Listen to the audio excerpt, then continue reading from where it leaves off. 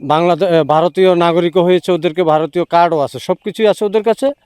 তো ওরা ভারতের সরকার ওদেরকে মেনে নিতে রাজি নেই। মাদকবিরোধী অভিযান চোরাচালান দমনে খুবই কঠোর অবস্থানে আছি এবং দৃঢ়তার সাথে সাহসিকতার সাথে এই ধরনের মোকাবিলা করতেছি। যার উদাহরণস্বরূপ আমার কসবা এলাকায়, এমনকি আমার 60 বিজিবি এলাকায় একজনও পুশিন হয় নাই। দর্শক, এই মুহূর্তে আমি উপস্থিত হয়েছি ব্রাহ্মণবাড়িয়া জেলার কসবা উপজেলার কসবা কোম্পানি সদর যে এরিয়া রয়েছে, অর্থাৎ আমার পাশ ঘিরে আপনারা দেখতে পারবেন যে ভারতীয় সীমান্ত রয়েছে। এবং আপনাদেরকে যদি আমার পিছনে একটু দেখাই তাহলে আপনারা দেখতে পারবেন যে এখানে কিন্তু যারা বর্ডার গার্ড বাংলাদেশ আছে, অর্থাৎ বিজিবি সদস্যরা কিন্তু এখানে কঠোর অবস্থায় আছে। এবং তারা কিন্তু যেহেতু বর্তমানে ভারত থেকে প্রচুর পরিমাণ পুশিং চলছে, সেহেতু তারা পুশিং রোধে কিন্তু তারা এখানে সতর্ক অবস্থানে আছে। এবং আমরা যখন এসেছি এখানে, আমরা আসার পর দেখছি যে তারা কিন্তু এখানে নিয়মিত যে টহল বাহিনী রয়েছে, সেই নিয়মিত টহল বাহিনীরা কিন্তু এখানে তারা টহল দিচ্ছে। আমরা একজনকে পেয়ে গিয়েছি, শাহজাহান ভাই, যিনি এখানে কোম্পানি সদরের দায়িত্বে আছেন। আমরা একটু তার সাথে কথা বলব। ভাই, কেমন আছেন? জি ভাই, ভালো আছি। আজকে আপনারা এখানে যে আপনারা যে টহল দিচ্ছেন, আপনাদের কি অবস্থা, টহলের কি অবস্থা, কিংবা এই যে পুশিং হচ্ছে সীমান্তে, পুশিংয়ের ব্যাপারে যদি একটু বলতেন। জি, আমি subedar Mohammad Shahjahan, Kasba company commander, Sultanpur battalion 60 BGB আমার ইউনিট। আমরা এখানে এই বিগত প্রায় 2 মাস যাবৎ পুশিং এবং মাদকবিরোধী অভিযান চোরাচালান দমনে খুবই কঠোর অবস্থানে আছি এবং দৃঢ়তার সাথে সাহসিকতার সাথে এই ধরনের মোকাবিলা করতেছি। যার উদাহরণস্বরূপ আমার কসবা এলাকায়, এমনকি আমার 60 বিজিবি এলাকায় একজনও পুশিং হয় নাই।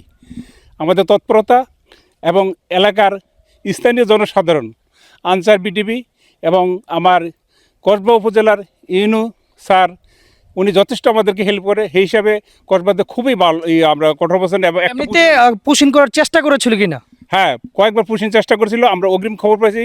আমরা ওই ওদের সীমান্তগুলো কি কোন সীমান্ত দিয়ে চেষ্টা করছে? সীমান্ত চেষ্টা করছে আমাদের ওই চণ্ডীদার বিউপি, কসবা বিউপির আকুবপুর এলাকা দিয়া, খিনাল এলাকা দিয়া, তারপর আমাদের মাদলা, তারপর আমাদের শালদা নদী, তারপর আমাদের শশীতল, কয়েকটা বিপরীত চেষ্টা করেছে, কিন্তু আমরা তৎপরতায় তার এই সমস্ত পদক্ষেপ সাকসেসফুল হতে পারে নাই। আচ্ছা, আমরা তো দেখি যে যেহেতু আপনারা সীমান্তে টহল দিচ্ছেন, তো আমরা তো দেখি যে প্রচুর পরিমাণ মাদক কিন্তু বাংলাদেশ দিয়ে ঢুকছে।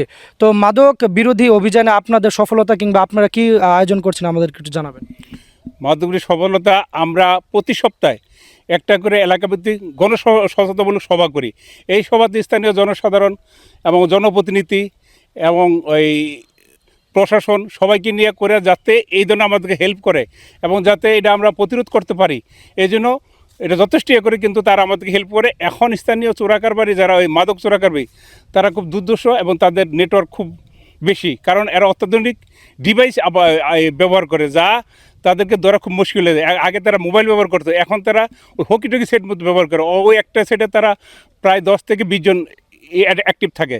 যখনই আমাদেরকে উপস্থিতি দেখে তখন সাথে বলে দেয় বিজেপি বাড়িছে, তখন ওরা ওদের সেফ হয়ে যায়। আর দ্বিতীয়ত, আপনারা জানেন আমরা তো পোশাক সম্পূর্ণ এসওবি, মানে আমাদের একটা কোনো আইটেম কম নিয়ে আমরা ট্রল করতে পারি না। তখন আমরা ওদেরকে ধরতে গেলে দেখা যায় ওরা আমাদেরকে কভার করা খুব কষ্ট হয়ে যায়। দ্বিতীয়ত, আমাদেরকে ফলো করে। এরপর আমরা যথেষ্ট পরিমাণ অ্যাক্টিভ আছি এবং কমও ধরি না। আমি বললাম, এই বিগত মাসে আমরা প্রায় আমাদের দায়িত্বপূর্ণ এলাকায় 1000 কেজি গাঁজা আটক করছি, প্রায় 4000 বোতল মদ, তারপর 10-12 হাজার ইয়াবা। আমার সঠিক হিসাবটা নেই। মামলা এ পর্যন্ত আমরা 20 জন আসামি গ্রেপ্তার করছি এই পুরো মাসে আর কি।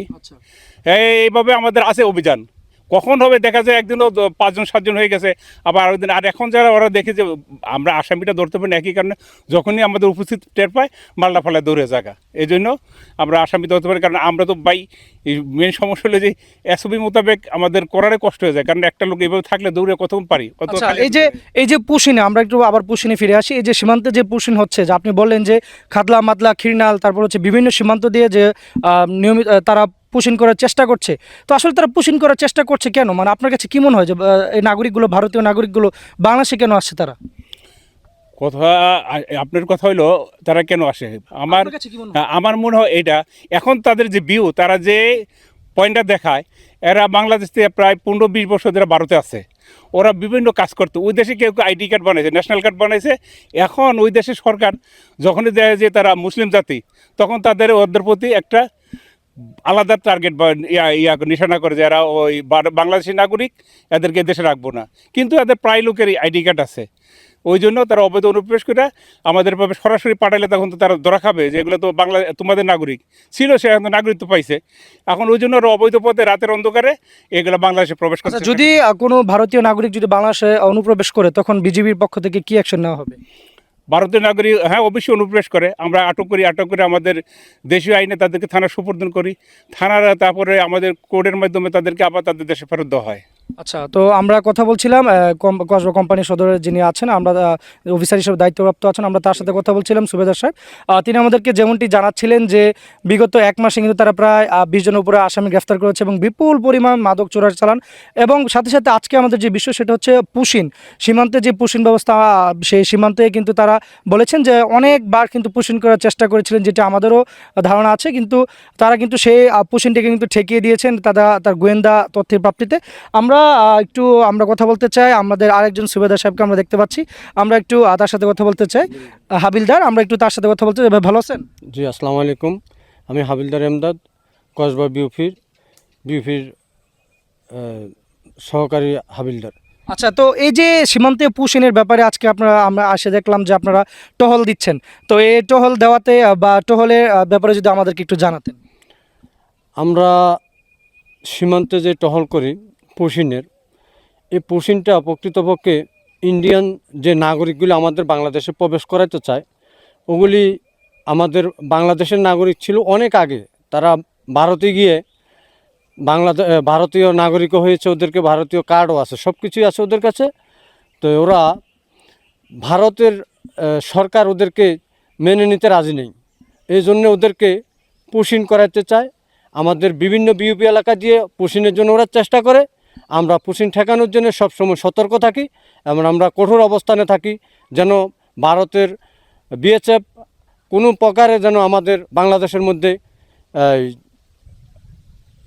পুশিন পরিচালনা না করতে পারেন, এই জন্য আমরা সবসময় সতর্ক থাকি। আচ্ছা, আপনার কাছে এমদাদ ভাই একটা প্রশ্ন, সেটি হচ্ছে যে আমরা প্রায় সময় দেখি যে সীমান্তে যারা চোরাকারবারি আছে, ম্যাক্সিমাম তো সীমান্তে চোরাকারবারি যায় রাতে, তো তাদের হচ্ছে বিএসএফ গুলি ছুড়ে, ফাঁকা গুলি কিংবা স্প্রিন্ট গুলি ছুড়ে তারা আহত করে। তো তখন আপনাদের বিজিবিদের পক্ষ থেকে জনসচেতনামূলক কিংবা বাংলাদেশের যারা নাগরিক আছে তাদেরকে আপনারা কীভাবে বোঝান আসলে? আমরা প্রতি সপ্তাহে বা প্রতি মাসে যে সমস্ত সীমান্ত এলাকায় বিউপি আছে, বিউপি এলাকার জনগণকে আমরা এই সচেতনতামূলক ক্লাসের মাধ্যমে আমরা ওদেরকে বিভিন্ন ধরনের উপদেশ দিয়ে থাকি যে আপনাদের এই এলাকার ছেলেপেলেরা আমাদের সহযোগিতা করবেন, আমরা যেন পুশিন ঠেকাইতে পারি।